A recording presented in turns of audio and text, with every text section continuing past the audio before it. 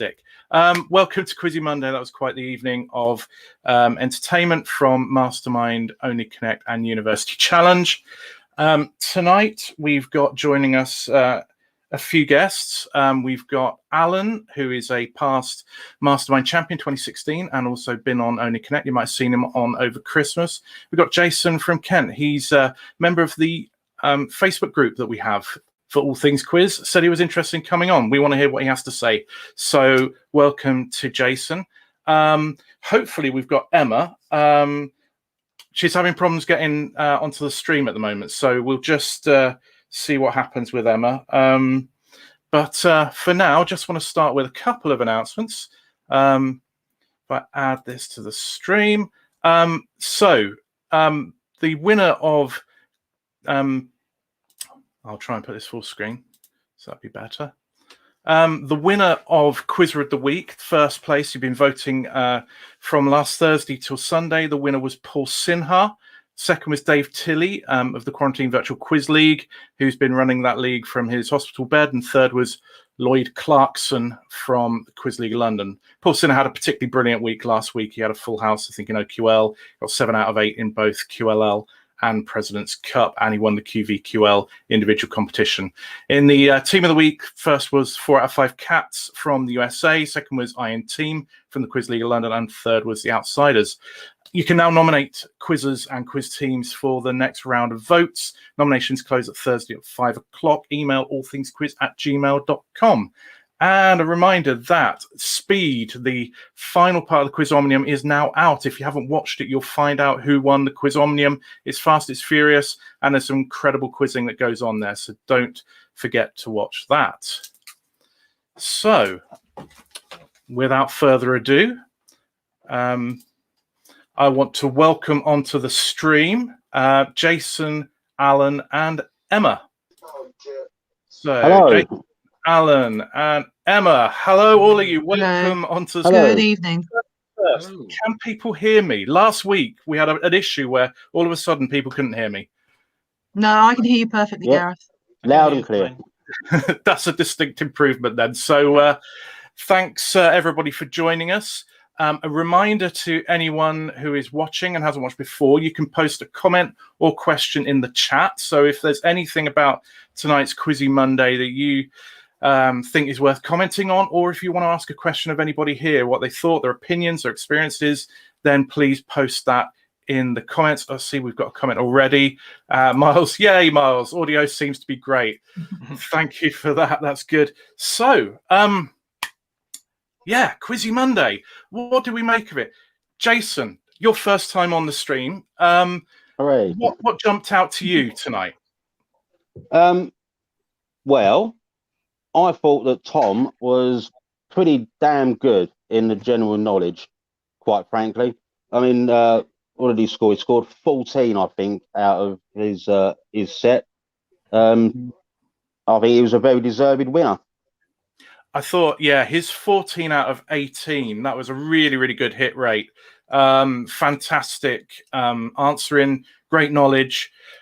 He put a lot of pressure on the guy who went last. What was that? Owen, yeah. Owen. And, you know, when you're in that black chair and you know you're up against a big score, that black chair can do funny things to you. I would say, Alan, you know all about that because your experience of the black chair was a little bit different. You didn't fold like that, but you know what it's like in that black chair, don't you? To be honest, my experience has always been when I was in the chair was to actually shut off everything else, so that basically I just concentrated on what was coming at me, which was the questions, and took it from there. So I was able to actually cut away from the pressure, if you like, except when I actually made the walk back to the chair and I realized what was happening. That was actually a big problem for me. But when I was sitting in the chair, I was fine. Yeah. Emma, have you done Mastermind? Yes, I have. I was on the same one as Tony Sissons actually won that one. An excellent performance. I was third. I didn't do too well on the specialist subject. But Alan, you're absolutely right. I mean, that because it does help that the lights go down. Yes. Because you are just focused on John Humphreys and the questions. So yeah, I found that really helped. I mean, I was obviously very nervous inside, but that really does help to concentrate you on the task at hand. So yes, I'd agree there. Yeah. We got a couple of comments. Jason, I'd be interested in your take on these, and everybody else, but Jason first. James is saying they were a lot easier than the last set of questions, in his opinion. Of course, everything is subjective. Will is saying Tom was great, but I thought Owen had some awful questions. I certainly felt for Owen. I thought there were some stinkers in his set. How would you have found them? Well, I scored myself as as they were going along. I scored 13 in Andrew's set, 9 in Vivian's. I actually did score 14 in Tom's set, and only 8 in Owen's set. So yeah, I would say that Owen and Vivian probably had the harder sets out of the 4. Yeah, it was unfortunate. I thought with Owen as well. He had a couple of 50-50s or near misses. He had he said, "I believe in miracles" rather than "You Sexy Thing." It's the same song he's talking about, but he got the wrong title. He went for the wrong Portuguese football club, Porto, instead of Benfica. I did exactly the same thing as well. Yeah, easy done, and particularly when you're under the pressure and you haven't got the luxury of taking time over it. That's right, and there's me just sat at home doing it. Yeah, Zachary is saying Owen's questions felt unbalanced. Fair play to Tom, but it was obvious there was a difference to me. I guess, everything is subjective, but, I felt that certainly that last set of questions was tough. Alan, I don't know, how did it look to you?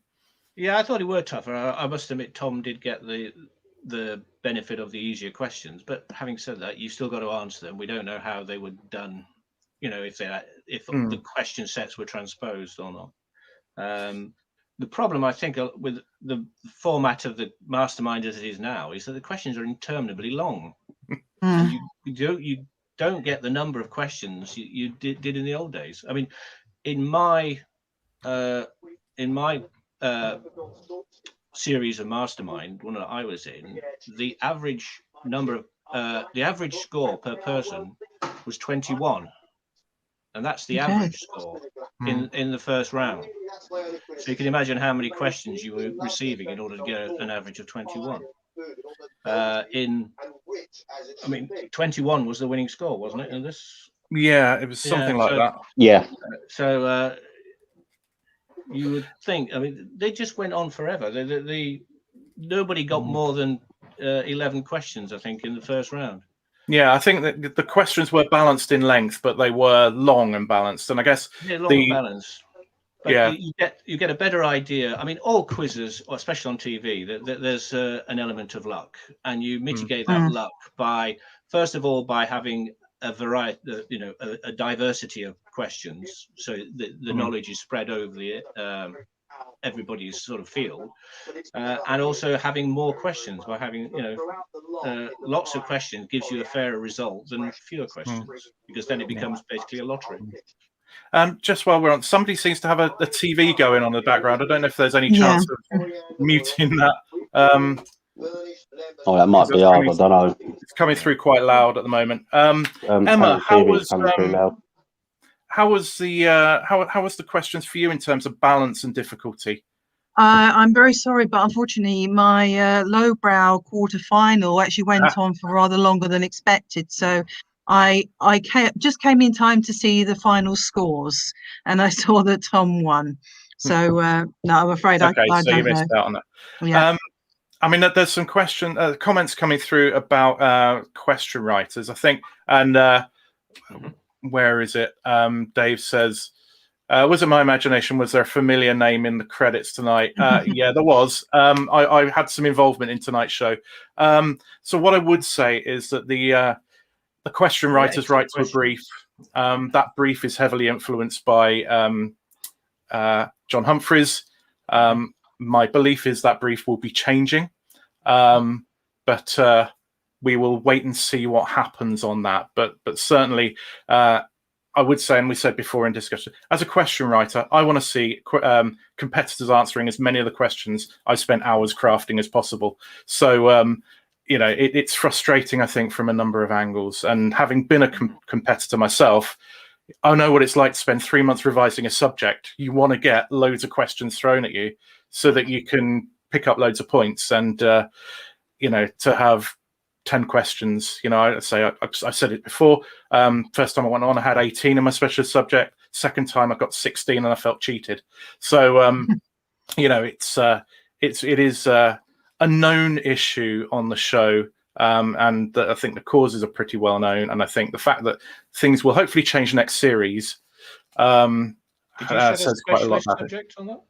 Sorry? Did you set a specialist subject on tonight's show, or was it general knowledge to you? I generally, I did a specialist subject, but I generally don't reveal what I did just to avoid Fair lynching. enough. Without revealing which one it was, how many questions did you actually set? I'm not sure I'm allowed to say how many we set, but we set significantly more than get asked on the show. I hope so. Yes, more than you would have got even in a heyday. Put it that way. So it allows for think questions that fail verification, and it allows for them to pick and choose, etc. So what you see on screen is not what people write. So, but again, I try to kind of keep that stuff under my hat, really. But yeah, no, it was the winner was really quite spectacular when it came to his general knowledge. I thought the subject spread was quite interesting. Well, I say quite interesting. Motorways of England, not necessarily on my list. Bit of a niche subject, yeah. Yeah, but Hitchcock films have got Cary Grant, Ernest Rutherford. What else was there? And the Poldark novels. They're quite, quite a good spread. Jason, I don't know if we can say this, but I'm going to say anyway. You know what I'm about to say, so wave if you don't want me to. But you've applied to be on Mastermind, haven't you? Oh, Yes, I have. I did it a couple of weeks ago. I've not heard anything back. I don't know whether it's because they saw my choice of specialist subjects and thought, no, we won't have him. I don't know, but hopefully I might be able to get into the black chair at some point over the next few years or so, at the very least, and hopefully I can do quite well on it as well. well, I know. good luck. Sorry, carry on, Emma. Go on. Yeah, sorry. I was going to say good luck. But also, when I was on there, it was about, I think it was 2015, 2016, about the specialist subjects. You said that they didn't get back to you for a while. The same happened to me. The issue for me was that the specialist subjects I'd chosen, there weren't enough. Now, for example, I chose Goodness Gracious Me, which was a 90s comedy program with Sanjeev Bhaskar. Classic. And and they said that there weren't enough episodes. And I'd said Blackadder, and they said, no, that's already been done before. So I think it's just a question of, will they have enough questions to cover it? But if you've chosen a subject that maybe hasn't been done a lot, or something that has maybe a little bit more mass appeal than some of them, then you're in with a good chance. But say it could be just the amount of applicants this time as well. Well, I don't know whether I should say, but the specialist subjects that I've chosen are the Bottom, the sitcom, Man Down, another sitcom, the Apollo space missions of the 60s and 70s. What else did I have? There was a couple more anyway. Adrian Mole novels and WrestleMania. Okay. I know highbrow. I know from experience that you put the subjects down, and actually they'll generally select you based on things on your general knowledge more than anything, and then they'll work with you on your specialist subjects. And the first time I went on, I think I had about 7 subjects. They went, no, done too recently, no, that's too narrow, etc. And you end up finding something that you just think, I can learn that in that period of time, rather than necessarily being an expert. Well, I was dead set on going for Bottom, but then I saw who was it on the celebrity one? Scarlett Moffat did it, and I thought, oh yeah, great. And I didn't actually do that well on that one. She did better than me at that. Whoops. Grace, our viewer from over the Atlantic, is saying Man Down is a good show, and I think that's one of the things that Mastermind has done in recent years has been much more open to lowbrow subjects. Now, Alan, if we go to you, you won the grand final having done Thunderbirds. So, indeed. And in truth, I wasn't going to do that at all. I was going to, my chosen subject for the final was the Wars of the Roses. By some quirk of fate, though, a guy called, I think he's called Cooper, did that in the heats. I never met him, but I've got an awful lot to thank him for. Because when he did that, then the producer phoned me up and said, look, sorry, slight cock up. I know you put Wars of the Roses down, but somebody's actually going to do it in the heat. So you can't do it in the final. And this was before even the semi-final. So I thought it was a bit academic at the time.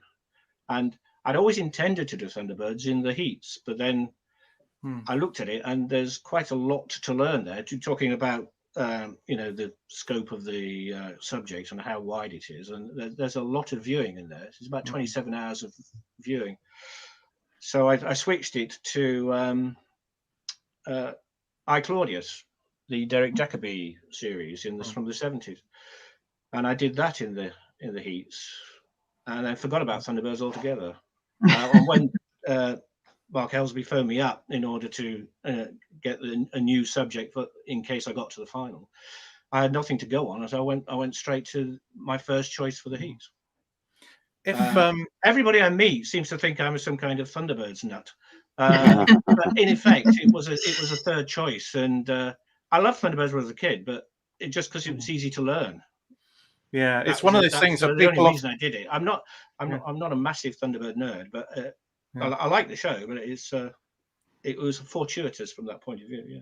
People often say, "Oh, I couldn't go on Mastermind because I'm not an expert on anything." But as you've just said, it's not actually about being an expert. It's about thinking, I can learn this subject in the time available well enough to answer questions on it. It's not about going into it being an expert. And your case in point, if Jason were to get on the show, be it doing a TV series, what advice would you give to him in terms of how to prepare a TV series for it? Well, first of all, pick one that's actually finished. They're not making any more of them.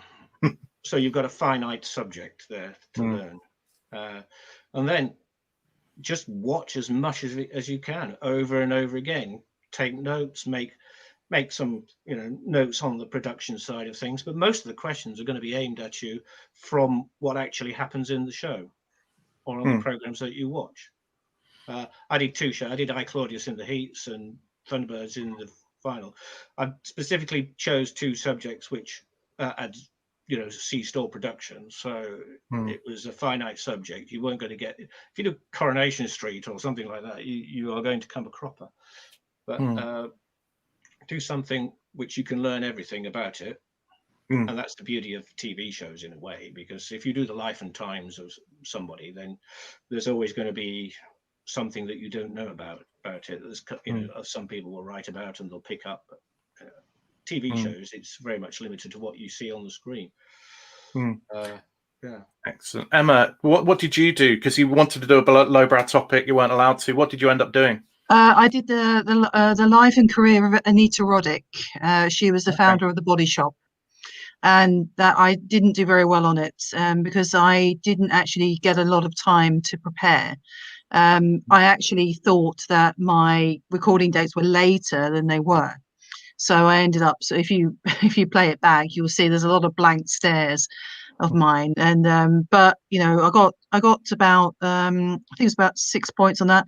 And then the general knowledge is quite good for me. So but it just goes to show, I mean, you're absolutely right. It's probably better to do a TV series or a film or something, because it would have been really difficult to sort of go back to read all Anita Roddick's books, all the press about her, all the things. So it was quite hard. So I do regret not having been given a chance to do Goodness Gracious Me, because I think I would have done better.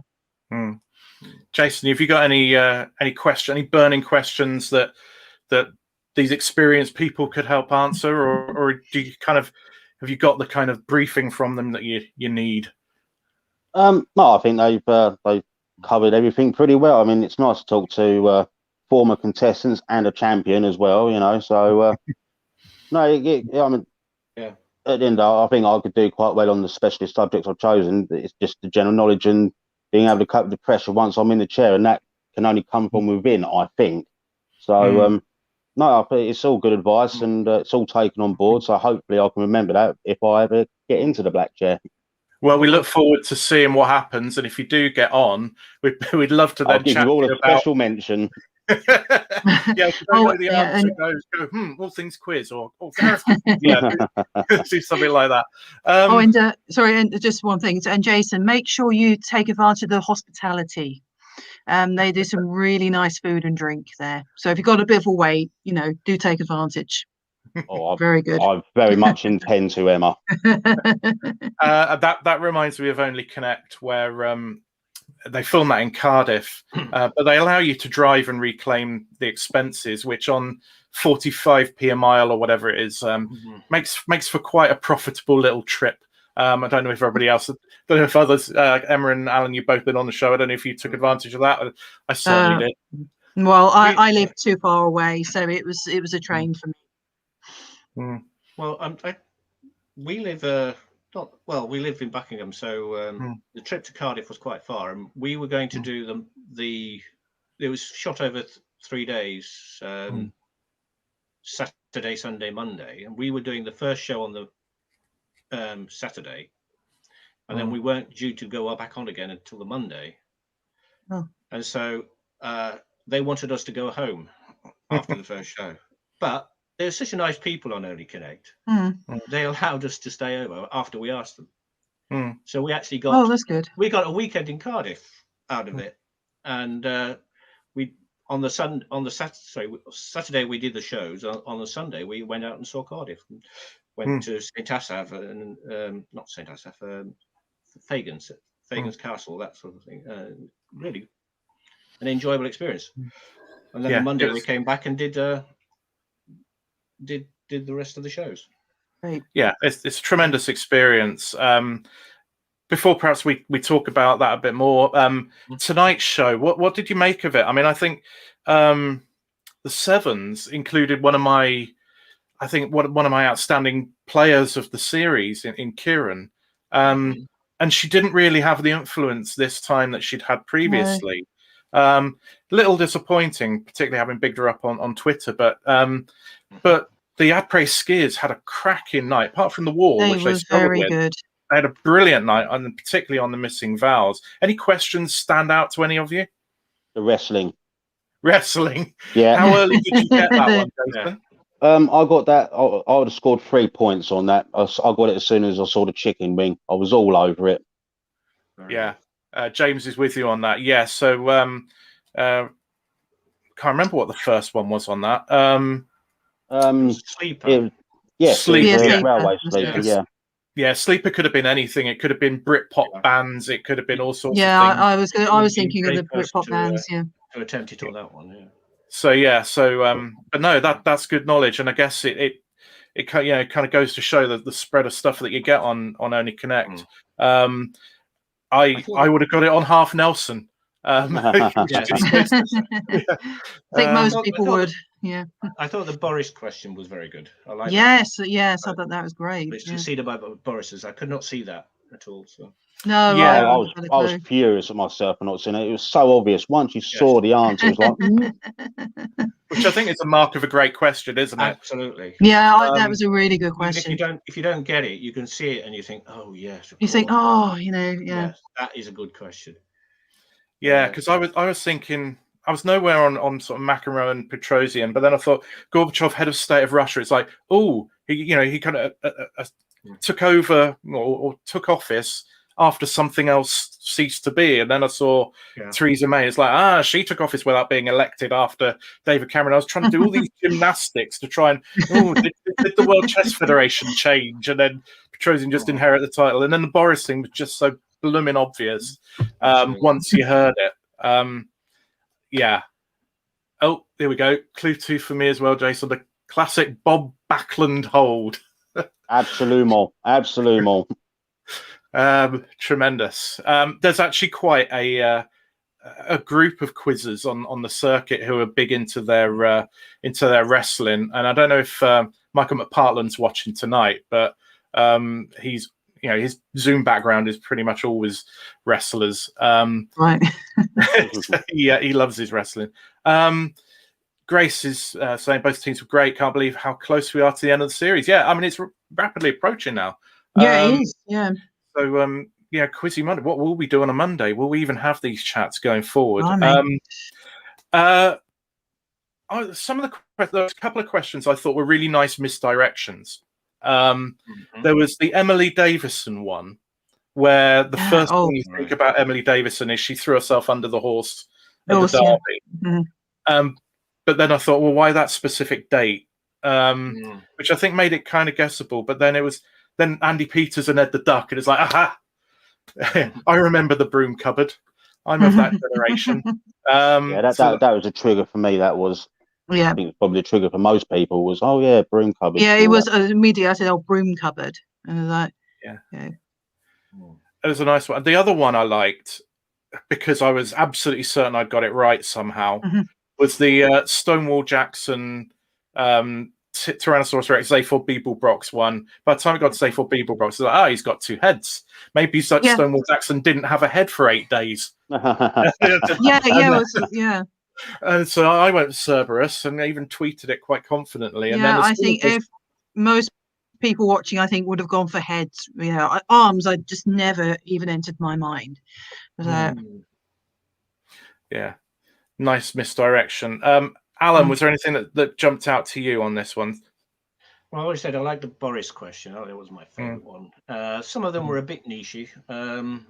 The human species one, I thought you had to really narrow knowledge of that particular one in order to get that.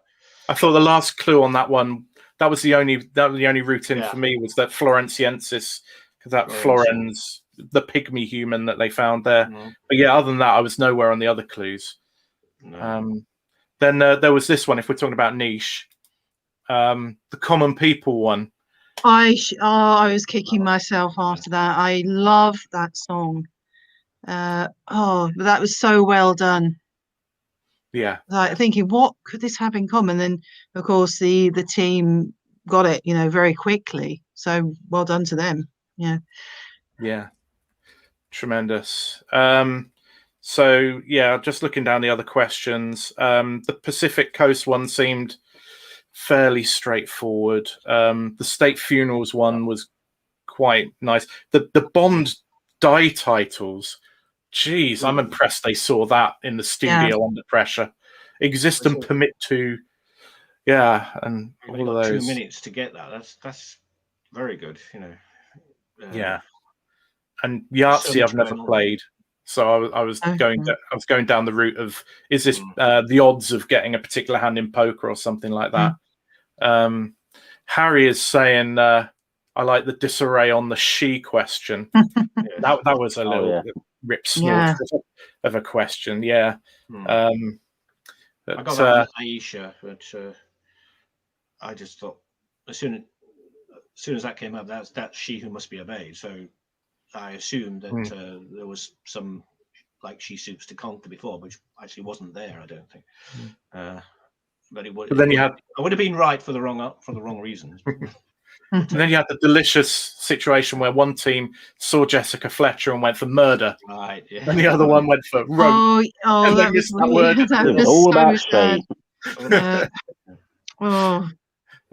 Bless good old Jessica Fletcher. Walls. I mean, this, when it went into the walls, it was almost mind-boggled that the sevens were only on 2 points and the après skiers were on 13 because the sevens have been so good. But then the sevens aced their wall and the après skiers struggled on it. Did you find either of those walls particularly hard, or was it just there were some with so many variations that you could go for? It made it fun. I found the après skiers wall was a lot harder than the sevens. I felt. Yeah, me too. Yeah, I didn't get any on the après skiers wall. I just could not work it out. I got the fights, but nothing else really on that one. I got 2 or 3 on the sevens straight off the bat. The only one I didn't get was it agent nouns of a acrostics or something. Yeah. Bloom That was and a tough flower one, and all that yeah. malarkey. But the Yeah. other three groups I saw. Mhm. So yeah, I thought that was a lot easier a wall than poor après skiers. I mean, Alan and Emma, you've both been on Only Connect, but Alan, you're probably the only person who's been on Only Connect before COVID and Only Connect during COVID. Was I only during COVID? Were you not? Was your Christmas special? No, So you're yeah, thinking you would have done a special, you're wouldn't thinking you? of Vicky, who my daughter, who was on the Doctors one. Oh, it was. Oh, okay. Oh, right. No, it wasn't you. Yeah. Okay, no, forget that then. I was going to say how. Yeah. So that ends that question. But do you think? I mean, how do you think it would be difficult doing the wall with you separated by those partitions? Well, unfortunately, the walls was our nemesis anyway. I mean, we were terrible at the wall. We kept getting sort of sexual innuendos on our shows that we did, and according to my daughter, I spent the whole time saying "dry elf sex" all the time because we had German homonyms, homophones rather, that for dry elf sex and fear. But no, it was too difficult, and I would much rather stick with straightforward questions than trying to link the ones. And I think you need help from your teammates. You can't do it on your own, and the fact that you're split out like that must make it incredibly difficult. I do sympathise with them on that particular course. Emma, how did you get on with walls? Well, I think we were okay. I think there was one we didn't get at all. I mean, that was sort of midway on in the competition. But no, but Alan's absolutely right. You need your teammates. Honestly, I think it needed all three of us on these walls. None of us would have got it on our own, I think. So yeah, it's just that communication. I imagine it is frustrating, being sort of separated by these perspex. I understand they have earpieces which they can communicate to each other, but it's really not the same because you can't be as spontaneous as you would be with a captain. So yeah, I think we did, I think generally did okay. I mean, there were some horrible ones towards the end, but then of course, it wasn't going to be easy in sort of semi-final and final stage. But yeah, we never, well, let's say we never looked forward to them. But I think we did relatively okay. I mean, it could have been worse. Right. Yeah, I don't think we look forward to it either. I think because you can absolutely flounder and end up with nothing, and that sense of achievement when you do solve it is brilliant. But you go into it knowing this could be a nightmare. Gerard, who long-standing viewers of this channel, but also Only Connect will know, he can't resist making a quip. When skiers hit a wall, it will be a disaster. That's Gerard for you. James, pointing out again, technique on the wall. Key to the wall is having a decent captain that just scrolls through the possibilities. If you've got 5 options, and you did hear that, I think with the après skiers, quite late on in the wall, it's like, okay, now leave that one out. Now leave that one out. Now leave that one out. So he started being methodical, but their wall was a stinker. I mean, I read Animal Farm years ago, but I don't remember Minimus. I would never have put that in that set. So yeah. That was a bit of a stinker. And then we got on to Missing Vowels, where we was game on, except the après skiers just shut the door. They did, yeah. It was superb performance, particularly by David, knowing his Mark Rothko paintings. Yeah, wow. Really yeah. The thing about the Missing Vowels round is that it's more about technique than anything else. And so if you are good at that, you will get more points than the other team. And of course, it's the only one where you're actually competing in real time against the other team. Yeah. And if you can do it faster and quicker than the other team, you will get all the points. And quite often, the result of the show is based on what happens in the Missing Vowel round. Yeah, that's true. Yeah. I mean, Jason, when I took part in it, Jason, this is Only Connected show that's very different from normal quizzing. When you watch it, do you think I'd love to have a go at that, or do you think, dear God, this is obscure, and ridiculous, and complicated? I've sent an email to the producers, and they're hopefully going to get back to me to send me an application form to apply for it. So yeah, sometimes I think it depends on the question. Sometimes I'll get a question like the wrestling one tonight, and it's like bam, straight on it. A lot of times I don't even understand the answer after they've given it. It's like, but no, I just want to have a go at it. I'd like to. I think I could do quite well at the wall.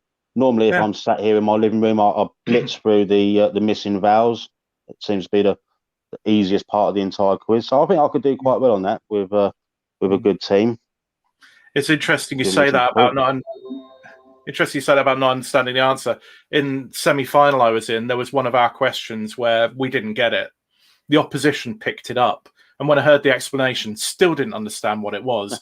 And it was about 3 questions later, and you can almost see it on screen, the point at which the penny drops, and it's like, oh, that's what it meant. It was just, it's just, and it shouldn't have been playing on my mind. But I think when you get one wrong and the opposition pick it up easily, you think, hang on, what did I miss there? But as the guys have said, it's a team game, and you don't have to get everything yourself. Sometimes you might just say a word that sparks somebody else, and between you piece it together. But if you're watching it at home on your own, that's not the situation that you're in studio. You need a good team around you.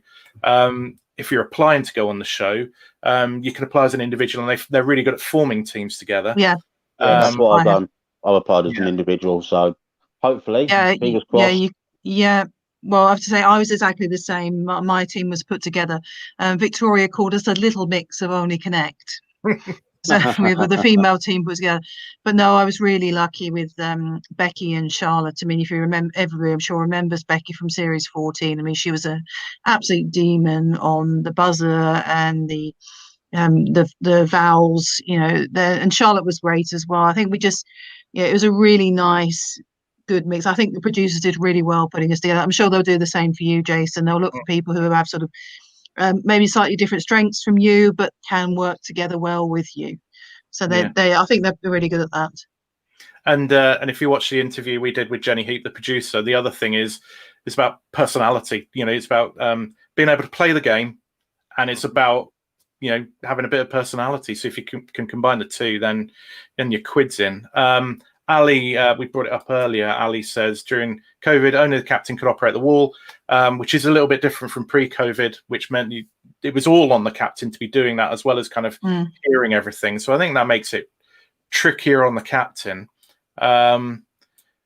Interestingly, just seeing James has got this comment. I'm trying to work out what it refers to. Agree with Alan. Sometimes technique allows you to get answers quickly. You don't actually know. Light red over black was gettable even without any knowledge.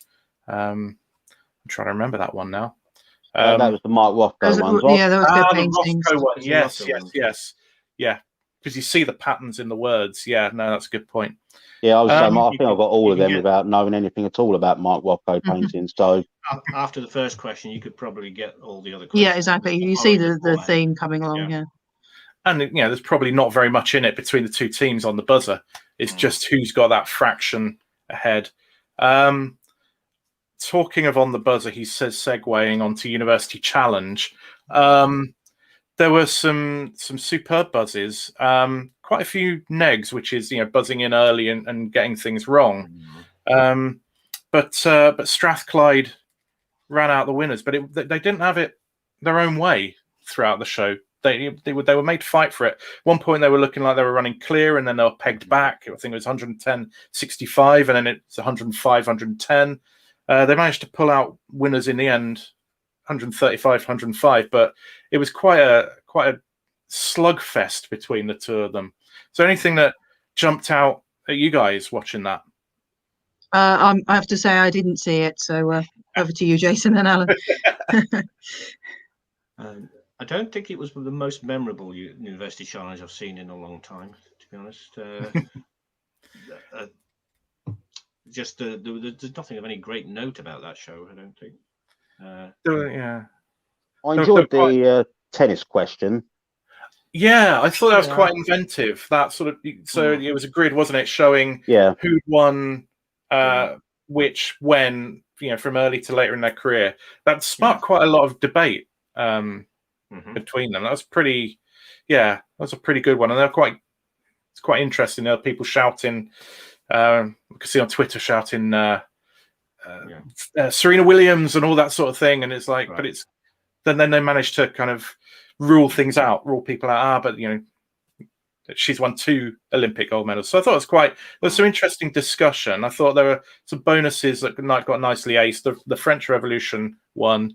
I mean, I studied that at university, so that would have been one that I'd have been quite happy in. But they picked that up.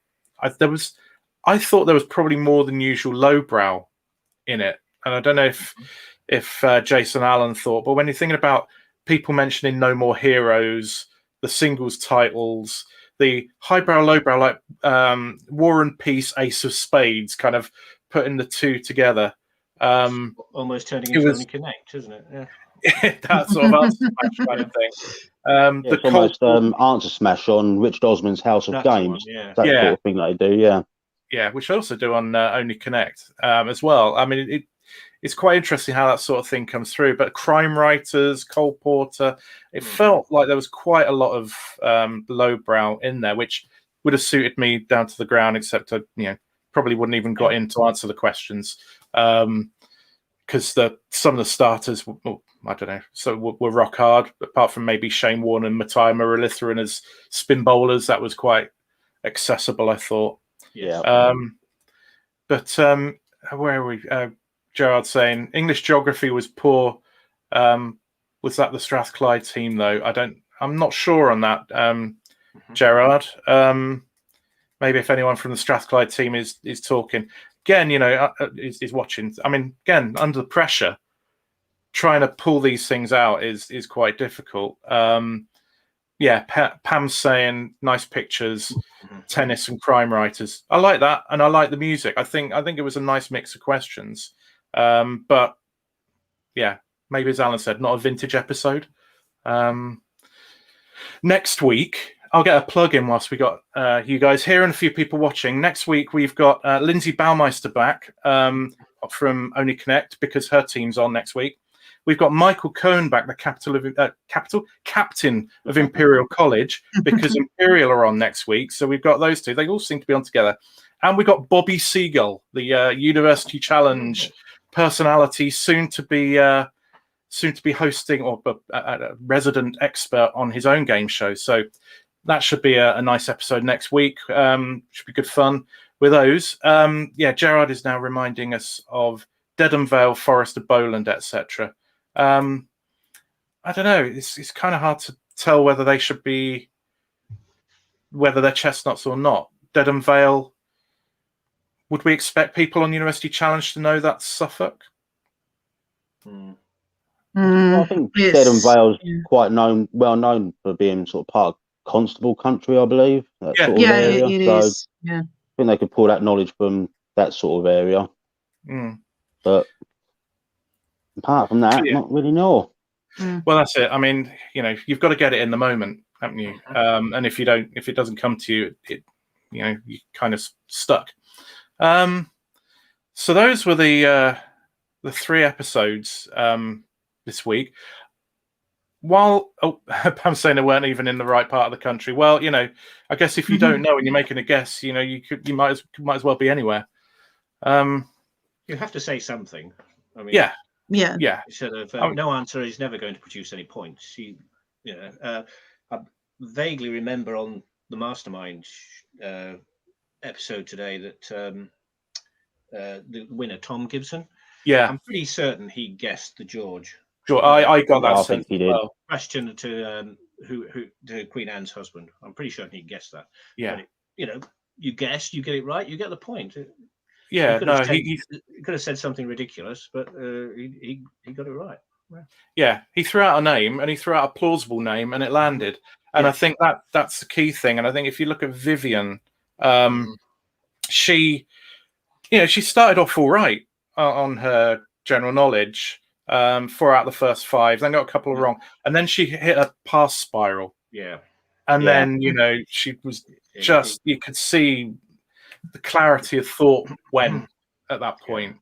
And you can't. I don't think you can concentrate at that time. You just you can't even hear the questions as they're coming at you. So it's a terrible situation to be in. But that's the pressure of the show. and you have to It deal with is. it. It is. Part of the Yeah. game. Well, I mean, I guess in any sport, dealing with pressure, Mm. having that clarity of thought when it matters, minimizing mistakes, playing percentages, it all comes in, and the same in quiz. But you know, the first time you sat in a chair, maybe if it's the first time you've even done a TV thing, and everything is new to you, it's very easy for the whole event to overtake you. But you know, last time I was on Mastermind, that was my 6th episode I'd done on Mastermind. Oh, wow. And you know, third semi-final, and I was chasing quite a big score. I knew I had set a big score in my general knowledge, and I was so fixated on answering quickly that I wasn't listening to the questions properly, and I started missing questions I should be getting. I didn't get into a pass spiral, but I didn't get the score I should have got. And again, it's like if I just stuck to the game plan, which was listen to the questions, be patient, answer promptly, but don't try and preempt, I'd have probably been better off. I still think I wouldn't have won, but I would have done better. And I think it's hard when you're in that position. Emma, you know, did you feel that sort of pressure on any of the shows that you've done? Well, I think probably Mastermind was probably the most pressurized. There's no doubt about it, because it has a reputation. I've been watching Mastermind for years, but I do remember when I sort of thought, right, okay, how am I going to play this? I gave myself lots of thinking time, but unfortunately, when I look back, I'm thinking like, oh, you know, you could have answered those a bit quicker. Why did you take so much time? But as you say, you know, if it's your first time, especially in the black chair, you know, you sort of either want to go, as you say, sort of sprint forward, get through the questions, getting over with, or take your time and make sure you get them right. So it really is sort of striking a balance. So yeah, I can understand why you felt the way you did, because you want to sort of like, right, I want to get these right, but then you look back and you think, actually I should have taken another route. But the thing is, you don't. The thing is, you know, nerves are a factor. You know, it's how you feel on the day. Have you done a long journey to get there? You know, did you get a good night's sleep the night before? You know, it's all these different variables that have an effect. Yeah, they do. There's a lot in it. I didn't have a great night's sleep the night before either, but I generally don't before a TV recording. Yeah, it's a bit nerve-wracking. Yeah. But no, yeah, you're right. I mean, there's so many factors in play. I will say, Jason, when people go on Mastermind, the first time is for reconnaissance. You go in there, you're going to check out what it's like, get the feel of it. And I always think it's a bit like, it reminds me of when I went on, there's a ride at Alton Towers where it does an almost vertical drop. And I remember the first Oblivion. I remember the first time I was queuing up for that, and I was bricking it. I was so terrified at the prospect. And then after I'd done it, the adrenaline rush was, I want to do that again. And that's how I felt with Mastermind. After the first episode I filmed, it's like, right, I want to do that again now. I know what it's all about now. And I think that can be quite a common thing. So good luck to you. Thank you very much. Yeah, I hope you get on. So I don't know if there's anything else that Gerard is saying, is the black chair comfortable? Actually, I thought it was all right. Yeah. You can't go to sleep in it, but it's fine to sit in. There's been a couple of things over the last week that have kind of cropped up as discussion points. One was the Icelandic quiz show. I don't know if you guys saw. Yes, I saw that. Oh, wow. Yeah, someone had got out the wrong side of bed. Yeah. Yeah, so he absolutely lost it. I don't know if you didn't see it. He kind of pushed over somebody's podium and all sorts of things and stormed off the set. When quizzes attack, I think I called it on Thursday night. But, you know, there is something about, you know, if you're in that high pressure situation that you might just kind of, you know, you're so kind of keyed up. You don't want to be that guy, but you can kind of understand how it might happen. And obviously, we don't know what was said. But I don't know, have you anybody ever had a moment where quizzing nearly made them lose it? No, I think that's yet to come. I think when you're on TV, you are very much made to feel as though you are just part of the furniture, part of the show, basically, and you have to comply. Because if you want to go and do other shows, you have to behave. Yeah, exactly. There is, and in making of any TV show, it's all about the show. It's not about you. It's not about the individuals on it. And I think most people accept that. We'll do anything to get on TV, basically. And so, we'll prostitute ourselves on there and do what they want us to do. It's just as simple as that. And no matter how annoying or irritating or poorly treated you feel, you kind of have to keep your mouth shut. Yeah, there are some shows where I did feel rather poorly treated, but I won't go into those. But some were very nice, and I would go back again. But yeah, because you never know when you're going to meat that production team precisely. again. So you don't want to queer the pitch at all. It's if you want to go on, if you want to keep doing it, you've got to accept the the frustrations and the what you might think of as injustices, but that's the way it goes. You have to accept it. There's quite a few shows I think I've been hard done by, but what can you do? You just accept it. You can't, and the annoying thing is nobody actually wants to hear it. No matter how much you tell them, nobody wants to hear that you're hard done by. You just sound like a spoiled child, and eventually, don't you? They say grow up, and it's only a game. That's what Magnus Magnuson used to say. It's only a bloody game. It's true. Talking of games, there's another one that's had quite a lot of discussion, which is the new Gordon Ramsay quiz, Bank Balance. Jason, I could see your reaction on that. You have an opinion? I caught some of one episode accidentally. I wasn't too impressed by it. I don't understand why they think Gordon Ramsay should be a quiz show host. As far as I'm concerned, he's just a foul-mouthed chef. There are a lot of new game shows lately. I mean, some good, some like Lingo. I really like. Lightning's not bad either, but seems to be a lot of them on at the moment. And of course, there's going to be good ones. There's going to be some middling ones. There's going to be not some very good ones. But I haven't dared watch the Gordon Ramsay one. I just don't like Gordon Ramsay is a host of a quiz show. Why? But also, the format doesn't appeal to me either. So no, I agree with you there, Jason. Very few questions. Sorry, go on, Alan. I caught a bit of one episode, but it didn't strike me as being a quiz show at all. It's more of a game show. It seemed more time was spent trying to balance those weights on the middle apparatus thing, whatever they had, and the actual questions weren't very difficult, but nobody seems to know what the answers were. So I suspect they weren't going for Brain of Britain in there. But, no, I just didn't find it enjoyable, so I stopped watching it. There was very few questions in the course of the program, and a lot of faffing around. And they clearly spent a lot of money on the set, and probably a lot of money on the host, and big prize money available, but really hard to win the big prize money. So, in terms of the reward for sticking with it as a viewer, I'm not sure it's there. When we talked about it on Thursday evening with the contestant hub guys, and they were saying the search for any of these channels is find the show that will run for 20 seasons. In this case, they thought it's one. If you took the 0 off the end, that's probably its lifespan.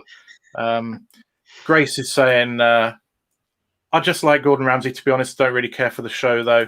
He's a bit of a Marmite character. But it just feels odd to me. It feels a bit contrived, and maybe they'll improve it, but who knows? Right. Any last talking points? Oh, hello. Hang on. Now, a controversial opinion here from Gerard. I like the wheel. Very high faff to question ratio. Me too. Yeah, I like the wheel as well. Yeah. It's grown on me. I hated it the first time I saw it, and then it kind of grew. And I think I don't like the celebrities, but I don't know. And I don't like Michael McIntyre, but I actually found it more watchable the last couple of times I saw it. Yeah. Maybe a bit like The Wall, which turned into something more watchable over the course of its run. Dyer. Indeed. Yeah, well, what's he like as a host? I just can't imagine. He doesn't seem to have a lot of charisma, or what's he like? I quite like him. I don't know what you think, Jason. I thought he did all right, actually.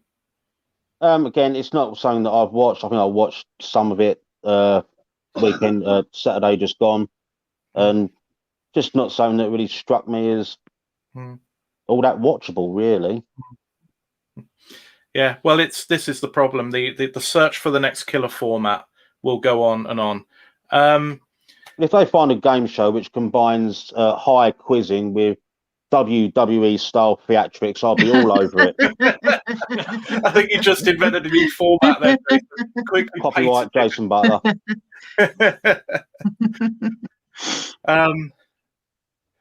Oh, right. No, Gerard is now backtracking. It's not that I like the wheel. I meant the show is like the wheel. Okay. Right, Gerard. We'll believe you. Okay, look, thank you very much for coming on, Jason, Emma, Alan. It's been great having you on, all of you, for the first time, although, Emma, you were very briefly on last week. But very briefly. It's been great having you on, hearing what you had to say about the shows. Really appreciate you taking time out of your evening to chat to us about these things. So, yeah, thanks so much, guys. Just for anybody else who's watching out there, just a reminder that the Speed 2, the finale of Quiz Omnium 2, is now out on our channel. Look out for that. Look out for more videos coming soon, particularly in the Quiz Academy stream. We'll be back on Thursday evening at 8 o'clock with Quiz Week, where we'll look at the world of competitive quizzing and a little bit of TV quizzing as well, more contestant calls and that sort of thing. And we've got our lunchtime quiz time going every lunchtime, 12 o'clock till 2 on Twitter. We've got a vote running, or will be running soon, on the if this is the answer, what is the question, which we run. We've got a bunch of questions. I don't know how many, about 20. Got about 20 questions, so we'll be putting them to the vote, semi-final and final, to find the best question that people have written for that. We'll announce the winner of that on Thursday. And a reminder that earlier on, we announced the winner of Quizzer of the Week, which was Paul Sinha, who had a fantastic week across about 4 different competitions last week. He came first. Dave Tilley came second of the QVQL. And third was Lloyd from QLL. And on the quiz team of the week, it was 4 out of 5 cats from OQL USA. And second was Iron Team. And our Outsiders were third. So we'll be putting that up on social media. But congratulations to all of them. If you want to nominate anybody for Team of the Week or Quizzer of the Week, email allthingsquiz@gmail.com. It could be anybody. I understand, for example, tonight in Milton Keynes, there is a cup final. Maybe the winner of that cup final will be nominated for Team of the Week for next week. Who knows? You can write in, nominate any player or any quiz team, and we will give it due consideration. And we'll announce the nominations on Thursday, and then we'll announce the winner next Monday. Thanks again to everybody for watching. Thanks again, once more to my guests, to Jason, Emma, and Alan for coming on, giving up their time. And we'll see you all next week. So for now, goodbye. Bye. Thank you, Gareth. Bye-bye.